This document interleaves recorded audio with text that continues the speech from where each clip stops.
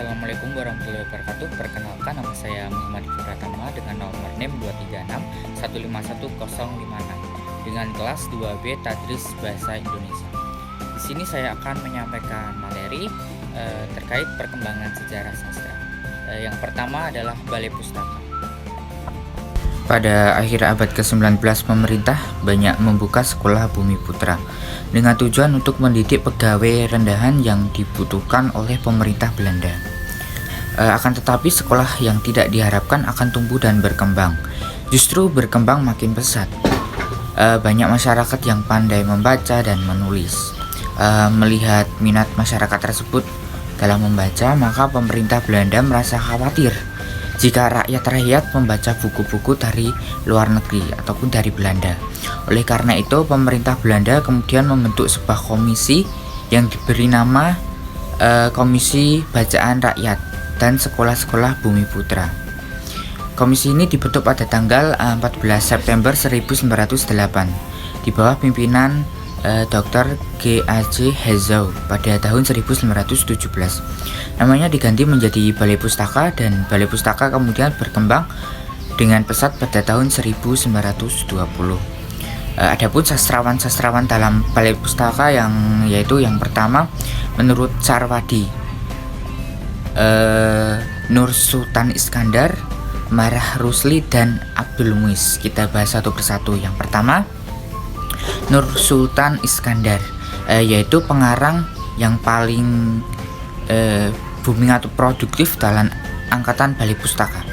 Karangan mencapai 50 judul sehingga dia mempunyai pengaruh besar terhadap perkembangan sastra pada Balai Pustaka tersebut.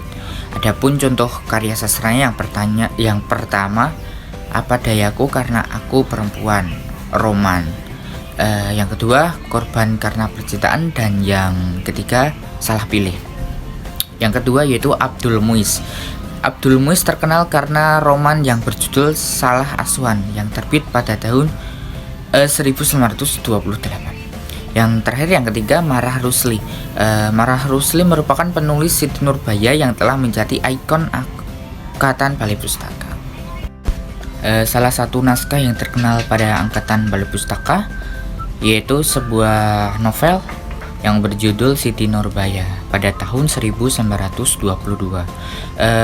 Novel tersebut menceritakan menampilkan tokoh Datuk Maringgi yang busuk dalam segala hal, mendadak menjadi kepala pemberontak yang menentang perpajakan. Ia kemudian mati di tangan Samsul Bahri atau Letnan Mas yang sudah menjadi kaki tangan Belanda. Angkatan Pujaga Baru adalah angkatan yang hadir untuk menggantikan angkatan sebelumnya atau angkatan Balai Pustaka yang berjaya sebelumnya. Angkatan ini diberikan nama Angkatan Pujaga Baru karena angkatan ini dipublikasikan lewat majalah Pujaga Baru dengan pada tahun 1933. Pada saat dibentuknya Angkatan Pujaga Baru, pertama kali dipimpin oleh Takdir Alis Jabana. Kemudian pada 26 Juni 1933 terbitlah sebuah majalah yang dinamakan Pujaga Baru yang terbit dalam jangka waktu sebulan sekali dan tersebar luas di kalangan sastrawan. Majalah tersebut dijadikan sebuah wadah bagi teman-teman yang sealiran dengan mereka untuk mencurahkan rasa hati yang meluap-luap. Majalah Pujaga Baru dihentikan penerbitannya pada tahun 1942 karena dilarang oleh pemerintahan Jepang yang tengah menduduki Indonesia pada saat itu. Namun pada tahun 1949 diterbitkan kembali sampai 1953. Adapun contoh karya sastra Pujaga Baru yaitu yang ditulis oleh Artsmin Pane, menceritakan tentang cinta segitiga antara seorang dokter, istrinya, dan temannya. Cinta segitiga ini akhirnya membuat mereka kehilangan orang yang paling dicintai. Angkatan 45 adalah sebuah nama bagi angkatan penyair setelah mulai putarnya eksistensi periode Pujaga Baru. Istilah angkatan 45 baru digunakan pertama kali oleh Rosihan Anwar dalam majalah Siyasat yang diterbitkan pada tanggal 9 Januari tahun 1949. Periode angkatan 45 juga dikuasai oleh suatu sistem atau norma yang berbeda dari periode sebelumnya. Lahirnya angkatan 45 karena perubahan sosial politik tahun 42 yang begitu mendadak. Jepang tiba-tiba datang menjajah Indonesia. Adapun pelopor angkatan 45 yaitu Chairil Anwar yang dikenal sebagai si binatang jalang atau pelopor angkatan 45 yang menciptakan tren baru pemakaian kata dalam berpuisi yang terkesan sangat lugas, solid dan kuat. Adapun karya puisinya yaitu Aku. Puisi Aku karya Chairil Anwar ini menceritakan tentang perjuangan seseorang untuk menggapai sesuatu yang ingin ia dapatkan, tidak mengenal kata lelah, sakit walaupun ia terluka. Dengan tekadnya yang kuat, ia terus berusaha untuk mencapai tujuan tanpa mempedulikan banyak rintangan yang menghampirinya. Sastra kisah adalah karya sastra yang berfokus pada narasi atau cerita. Biasanya sastra kisah menggambarkan peristiwa-peristiwa, konflik, dan karakter yang terlibat dalam sebuah alur cerita yang berkembang. Sastra angkatan 50 dilatar belakangi oleh keadaan Indonesia di mana pada saat itu mengalami perubahan yang cukup drastis, yakni dari masa penjajahan yang beralih ke masa kemerdekaan. Dari perubahan itulah sastrawan mulai memikirkan ciri khas sastra pada angkatan 50-an dan masalah kebudayaan yang sedang dialami Indonesia. Untuk membedakan dari angkatan sastra sebelumnya, angkatan 50-an ditandai dengan terbitnya majalah sastra yang bernama Kisah Asuhan H.B. Jasin. Majalah tersebut bertahan sampai tahun 1956 dan diteruskan dengan majalah sastra yang lainnya. Peran majalah dalam perkembangan sastra sangat penting karena majalah ini diterbit sebulan sebelum dapat memuat permasalahan sastra Indonesia. Sifat sastra menjadi lebih mudah ditemukan dalam kehidupan sosial dan budaya. Adapun sastrawan dan hasil karyanya dalam sastra kisah yang pertama W.S. Rendra dengan karyanya Balada Orang-Orang Tercinta. Yang kedua Ali Prosidi dengan karyanya Tahun-Tahun Kematian, dan juga yang ketiga A.A. Nafis dengan karyanya Kemarau, dan yang terakhir yang keempat Pramudia Anantathur dengan karyanya Cerita dari Blora. Pada tahun 1966 di Indonesia terjadi peristiwa yang sangat penting, yaitu peristiwa melahirkan Angkatan 66. Angkatan 66 ini melakukan pendobrakan terhadap kebobrokan yang disebabkan oleh penyelewengan negara besar-besaran, penyelewengan yang membuat kehancuran total. Di angkatan ini kita menyaksikan ledakan pemberontakan dari penyair-nyair, pengarang dan cendekiawan yang telah lama dijajah jiwanya dengan slogan-slogan yang tidak sesuai dengan hati nurani. Perkembangan sastra dalam angkatan 66 sangat dipengaruhi oleh kondisi politik dan sosial saat itu, terutama sebagai respon terhadap rezim Orde Baru yang baru berkuasa setelah kejatuhan Presiden Soekarno. Angkatan 66 dikenal karena karya-karyanya yang kritis terhadap pemerintah dan kekuasaan, serta upaya mereka untuk menciptakan sastra yang lebih demokratis dan lebih berhubungan dengan rakyat. Beberapa sastrawan angkatan 66 yaitu yang pertama Taufik Ismail dengan karyanya yang kritis terhadap pemerintahan. Yang kedua Gunawan Muhammad dengan karyanya berkaitan dengan isu politik. Dan yang ketiga W.S. Rendra dengan karyanya penyair, dan yang keempat Sitor Sintomorang, dan kelima Umar Khayyam. 7 bulan telah memperlihatkan pembaharuan dalam berbagai bidang, antara lain wawasan estetik, sikap hidup, dan juga orientasi budaya. Para sastrawan tidak mengabaikan sesuatu yang bersifat tradisional, bahkan berusaha untuk menjadikannya sebuah titik tolak dalam menghasilkan karya sastra modern. Perkembangan sastra di Indonesia periode 70-an maju pesat karena banyak penerbitan yang muncul dan bebas menampilkan hasil karyanya dalam berbagai bentuk. Terlebih ketika sastra-sastrawan yang terlibat politik pada tahun 60-an telah kembali. Sutarji menampilkan corak baru dalam kesusastraan Indonesia di bidang puisi. Alasan tersebut menyebabkan Sutarji dianggap salah satu tokoh periode 70-an dalam sastra Indonesia. Pada tahun 1979, Sutarji menerima hadiah sastra dari ASEAN. Adapun sastrawan angkatan 70-an yaitu Putu Wijaya, Sutarji Khalzam, Bachri, Arifin Khairin Nur, Danarto, Iwan Simatupang, Budi Dharma, Taufik Ismail, MH Ainun Najib, Umar Khayyam, dan juga Kunto Wijaya. Jenis karya sastra angkatan 70-an tersebut seperti puisi, prosa, dan juga drama. Angkatan 80-an lahir pada masa pemerintahan Soeharto era Orde Baru. Soeharto pada masa itu masih menduduki suatu jabatan di militer dan sebagai Presiden Republik Indonesia, sehingga pemerintahnya sangat kokoh dengan perlindungan dari militer.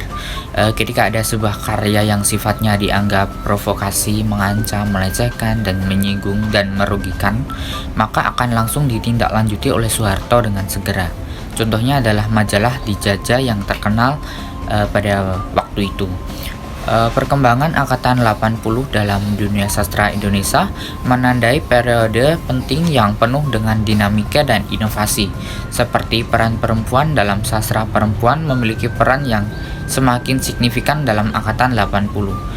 Perkembangan angkatan 80-an ini menciptakan fondasi yang kuat bagi perkembangan sastra Indonesia pada masa-masa berikutnya.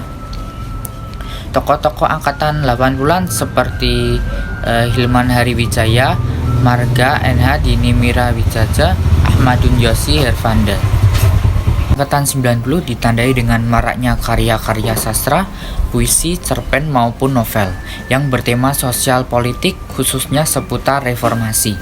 Sastrawan angkatan reformasi merefleksikan keadaan sosial dan politik yang terjadi pada akhir tahun 90-an. Seiring dengan jatuhnya Orde Baru, proses reformasi politik yang dimulai pada tahun 1998 banyak melatar belakangi kelahiran karya-karya sastra puisi, cerpen, dan novel pada saat itu.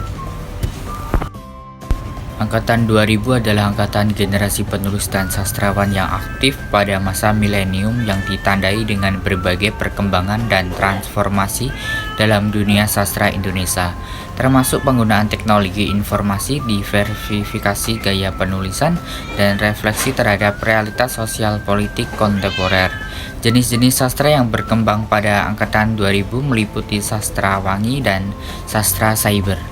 Sastra wangi menghadirkan penulis-penulis perempuan yang seringkali mengeksplorasi tema seksualitas yang dianggap oleh Taufik Ismail sebagai melampaui batas. Sementara itu, sastra cyber merupakan sebuah revolusi dalam dunia sastra sebagaimana internet dan menghadirkan revolusi dalam media setelah media cetak, Gutenberg, dan kehadiran televisi. Sastra cyber muncul karena biaya publikasi semakin mahal dan dominasi sastra koran atau majalah dianggap telah mencapai puncaknya. Pun penulis dan karya sastra angkatan 2000 yang pertama Ayu Utami dengan karya sastra Saman. Yang kedua Seno Gumira Aditdharma dengan karya Biola Tak Berdawai. Yang ketiga Dewi Lestari dengan karya Supernova Petir. Yang keempat Raudal Tanjung Banua dengan karya Pulau Cinta di Peta Buta. Yang kelima Habibur Rahman El Shirazi dengan karya Ayat-Ayat Cinta. Dan yang keenam Adria Hirata dengan karya Laskar Pelangi. Yang ketujuh Ahmad Fuadi dengan karya Negeri Lima Menara. Dan yang ke-8 Tosa dengan karya Lukisan Jiwa. Sastra cyber. Sebelum munculnya sastra cyber, dunia sastra Indonesia sendiri telah memiliki beberapa kekhasan yang terkait dengan keberadaan teknologi media, antara lain majalah sastra, sastra kolan, dan sebagainya. Komunitas-komunitas sastra maya mulai muncul, memanfaatkan teknologi seperti mailing list, situs, forum, dan juga blog. Internet juga menawarkan iklim kebebasan tanpa sensor. Penggunaan istilah sastra cyber sendiri menyatakan jenis medium yang dipakai seperti medium cyber, persis sama halnya dengan istilah sebagainya. Jadi semua tulisan sastra yang dipublikasikan melalui medium cyber itu disebut sastra cyber. Dengan berkembangnya dunia internet, berlomba-lomba tidak hanya individu, baik yang sudah ternama maupun yang belum ternama, karyanya ke dalam beberapa situs, blog, atau maili sastra. Situs sastra yang menjadi awal sastra cyber di Indonesia adalah cybersastra.com, situs yang dikelola oleh Masyarakat Sastra Internet atau MSI, dengan redaktur Nawang Suryadi dan kawan-kawan mengenali cybersastra di Indonesia. Karena masalah teknis, situs ini dipindah ke domain lain dan menjadi cybersastra.net.